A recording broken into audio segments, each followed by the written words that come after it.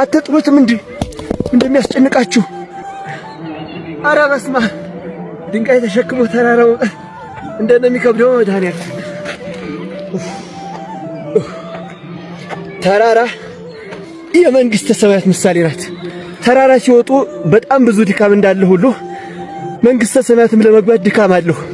እስመ በብዙ ጻማ አለወነ ንበዓለ መንግስተ እግዚአብሔር፣ ወደ እግዚአብሔር መንግስት በብዙ ድካም እንገባ ዘንድ አለን እንደተባለ ማለት ነው። እናም ይኸውላችሁ ይሄን ድንጋይ ተሸክማችሁ ተራራውን አትወጡትም፣ መንገድ ልቀሩ ትችላላችሁ። ስለዚህ የመንገድ ከምቀሩ ግን አትጥሉትም እንዴ እንደሚያስጨንቃችሁ? እንደ ድንጋዩ የከበዳችሁን ኃጢአት ተሸክማችሁ መንግስተ ሰማይ ለመግባት አትሞክሩ። ጣሉት፣ ኃጢአታችሁን በንስሐ ጣሉት፣ ወደ ክርስቶስ ቅረቡ። ክርስቶስ ምን እንዳለ ታውቃላችሁ? በመጽሐፍ ቅዱስ አይደል? ኑ ሀቤ ስሩሃን ወክቡዳነ ጾር ወአነ አዕርፈክሙ በመንግስተ ሰማያት፣ እናንተ ሸክማችሁ የከበደ ወደ እኔ ኑ፣ እኔ በመንግስተ ሰማያት አሳርፋችኋለሁ ተብለናል። ታዲያ ለምንድን ነው ድንጋይ ተሸክመን ተራራ ለመውጣት የምንደክመው? እንጣለው ድንጋዩን፣ ኃጢአታችንን በንስሐ እንጣለው። ከዚያስ ወደ ተራራዋ ወደ መንግስተ ሰማያት እንውጣ በነጻነት።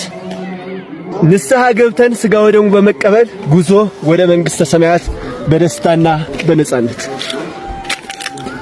ልንረዳቸው የሚገቡ ሁለት አባባሎቻችን በደንብ አድርጋችሁ ስሙኝ። ቪዲዮውን ሼር፣ ኮፒ ሊንክ፣ ላይክ፣ ሪፖስት እያደረጋችሁ ለብዙዎች እንዲዳረስ አድርጉት። ቤቱንም ፎሎ አድርጉ። የመጀመሪያው ባለጌ ካሳደገ የገደለ ጸደቀ፣ አልጸደቀም፣ አይጸድቅምም። የገደለ የሚጸድቀው ምናልባት ንስሐ ከገባ ነው እንጂ ባለጌ ካሳደገ ጋር ተነጻጽሮ አይደለም። ሁለተኛ ካለመዱት መንፈስ ቅዱስ የለመዱት ሰይጣን ይሻላል። አይሻልም። የፈለገው ሺህ ጊዜ ልመደው ሰይጣን ከመንፈስ ቅዱስ ተሽሎ አያውቅም፣ አይሻልምም። ነገር ግን እነዚህ አባባሎች ለምን መሰላችሁ የተነገሩት? ከባለጌ ካሳደገ የገደለ የሚጸድቅ ሆኖ ሳይሆን ሰዎች ልጆቻቸውን ተቆጣጥረውና ቀጥተው ማሳደግ እንዳለባቸው አጽንዖት ለመስጠት የተነገረ ቃል ነው እንጂ የሚገድ የሚጸድቅ ሆኖ አይደለም ማለት ነው። ሁለተኛው ደግሞ ከመንፈስ ቅዱስ ካለመዱት መንፈስ ቅዱስ የለመዱት ሰይጣን ይሻላል የተባለው ከመንፈስ ቅዱስ ሰይጣን ተሽሎ ሳይሆን ካለመዱት ነገር ምንም ቢሆን እንደው ለጊዜውም ቢሆን የለመዱት ይሻላል ለማለት ነው እንጂ ከመንፈስ ቅዱስ ሰይጣን ተሽሎ አይደለም። ነገር ግን አንዳንድ ጊዜ እሬት እየበላ የኖረን ሰው ምሳሌ ነው የምነግራችሁ። ለምሳሌ እናንተ እሬት እየበላችሁ ቢሆን እሬት አይበላም። እሬት እየበላችሁ ቢሆን ግን ያደጋችሁት ስኳር ሲያቀርቡላችሁ ለጊዜውም ቢሆን ስኳር ሊመራችሁ ይችላል። ገባችኋ?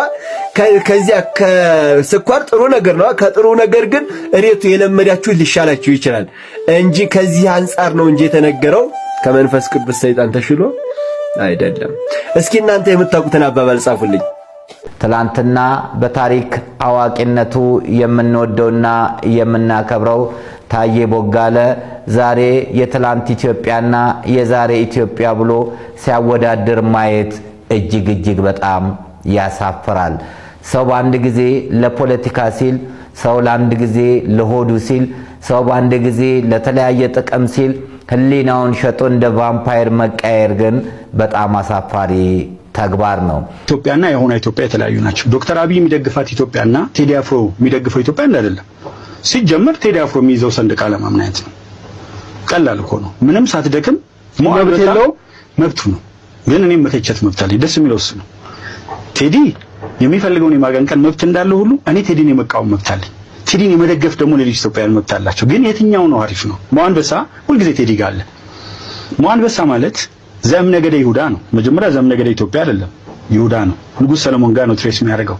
ስዩመ እግዚአብሔር የሚል አለበት። ከፈለክ መስቀል አለ።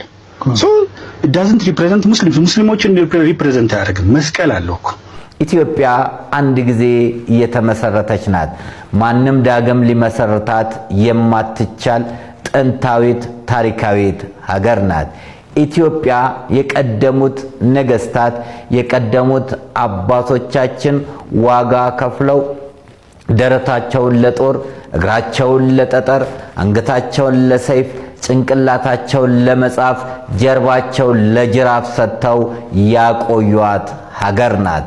ኪነ ህንፃ ቢነሳ፣ ስነ ጽሁፍ ቢነሳ፣ ስነ ፈለክ ቢነሳ፣ ማንኛውንም ጀግንነት ቢነሳ የቀደሙት አባቶቻችን ኢትዮጵያን ይመሩት የነበሩት ነገስታት በከፈሉት ዋጋ ነው ይቺ ሀገር የቆየችው።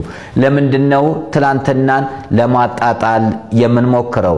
ለምንድነው ትላንትናን እንደ ክፉ እንዲታይ የምናስበው?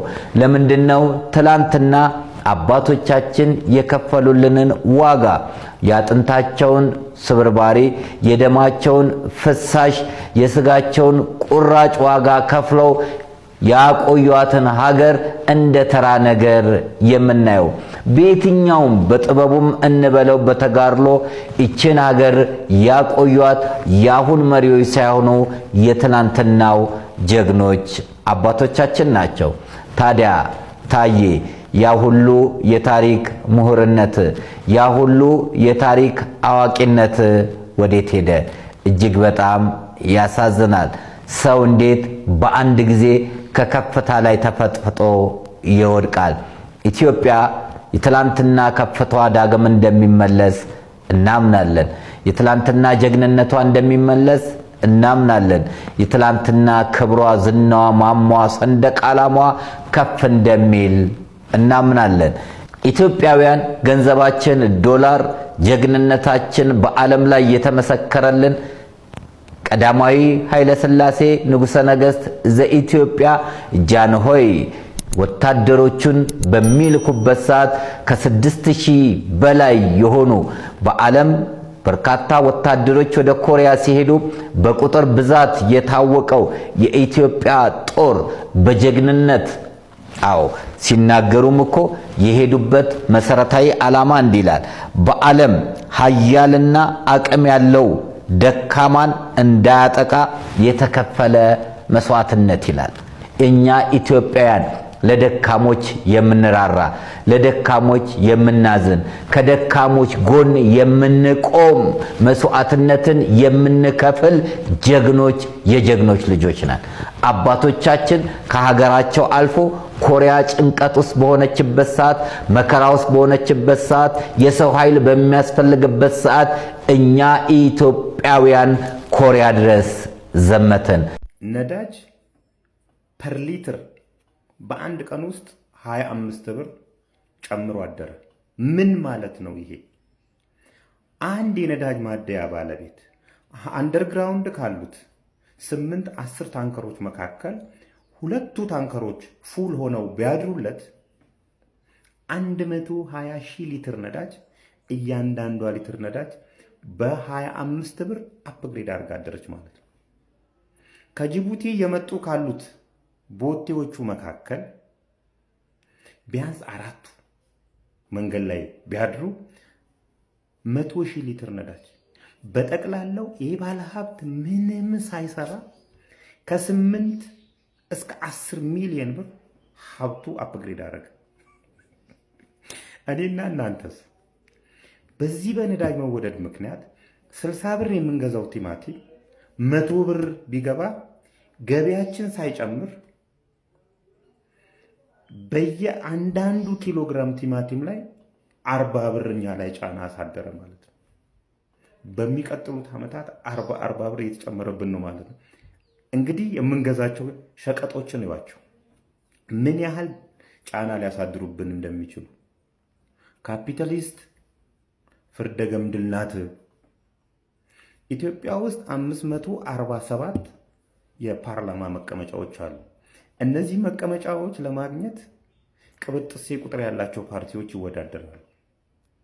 ማምጣት ያለባቸው ሐሳብ እንደዚህ አይነት ሐሳብ ነበር።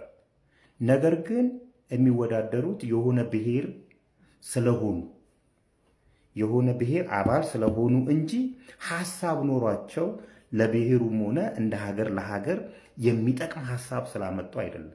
እንደዛ ነው እየተወዳደሩ የነበሩት። ይባስ ብሎ አሁን ላይ በተለይ 2 ፓርቲዎች የሚያወዳድሯቸው አባላት የሚወዳደሩበት ቦታ ሙስሊም ይበዛል፣ ክርስቲያን ይበዛል፣ ፕሮቴስታንት ይበዛል ብለው ነው የሚያወዳድሯቸው። ሙስሊም ከበዛ እዛ ጋር የሚወዳደረው ሰውዬ ሐሳብ ሳይሆን የሚኖረው ሙስሊም ስለሆነ በቂ ነው፣ ክርስቲያን ስለሆነ በቂ ነው፣ ኦርቶዶክስ ስለሆነ በቂ ነው። ይሄ የሆነ መስፈርቱ።